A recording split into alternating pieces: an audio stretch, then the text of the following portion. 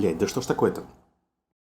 The opening scene of the Dragon Rise trailer shows the flower falling from a tree.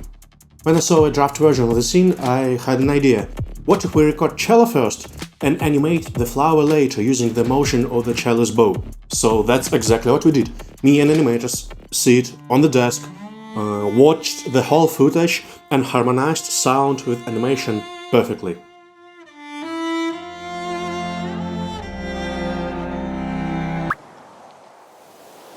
Well, I'm telling you this just to show how obsessed we are with details and how we care about the beauty. Usually soundtracks are written at the end when the main project is close to the final stage and there is already something to work with. But that's not my style. I like to rush into the process at the very beginning when the only thing we have is an idea, the concept. I really love this approach because it allows you to create music that becomes a full story driver. This time I had this description. Well, it's gonna be Japan, it's gonna be sakura trees, traditional architecture, rock garden, and also there are gonna be neon lights, cyberpunk notes, glitches. Special forces will run, the terrorists will prepare an ambush, the camera shows one, the camera shows the other. The first, the second, the third, the second again, and there is a shot out! Bang, bang, bang, bang, bang! And the logo of the season. Yep, that's literally all I had. So, the first goal was to come up with some key points. Artists made sketches, I made music sketches, we discussed a lot, we showed, we listened, we had a creative process.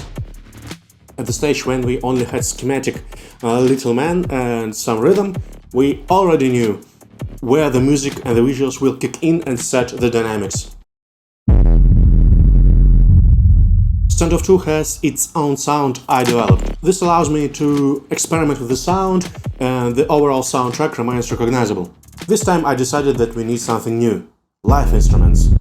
No, of course we had some live guitars, but I really wanted to take it to the next level. Unlike a machine, human always plays imperfectly. Little misses, little mistakes, microscopic rhythm fluctuations, etc. When we listen to the music, we do not notice these imperfections, but our brain does. And we feel live performance being actually live. And this kind of liveliness is exactly what I thought we need in the soundtrack of third season. I decided to use viola, and cello. Cello for wide and deep melodic parts and viola for textures. But before recording, there was another problem had to be solved. У вас ре на максимальной громкости у виолончели остается? Блять, ручка перестала писать. I broke my head trying to come up with ingredient that would make both Sakura traditional vibes and Hinashiro futuristic vibes fit together. And after some exhausting days of cursed creative process, I had an idea. There is one genre of music that can use everything, from classical passages to the sickest black metal riffs. Rap, or rap beats to be specific. Beats can be completely different, everything can be sampled and mixed together. I grabbed my 808 plugin, made some sketches and presented idea to the team. Surprisingly, it was really cool. You put wooden houses from Sakura next to the holographic screens from Hinashiro, blast an electronic beat with viola and cello, and everything looks great.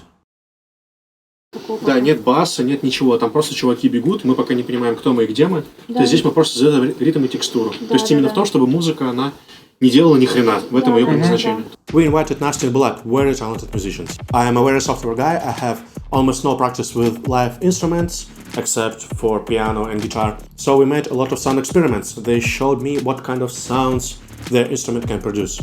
И опять предыдущий. Кстати, слушай, можешь остаться, тоже прикольно. Да, останься здесь. Второй раз остаюсь. It was exactly this time when I worked with musicians when I realized how important music theory is. If you say, imagine you're a falling flower and play with your soul, musician stucks, confuses and playing horse shit. But when you say, in the third bar please do the glissando half step up. Вот.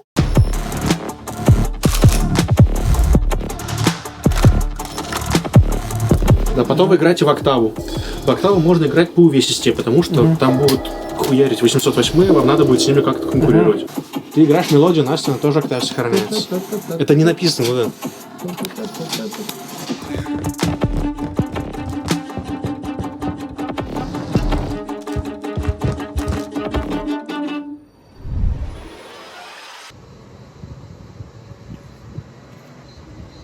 The material is recorded, the next stages are mixing and mastering.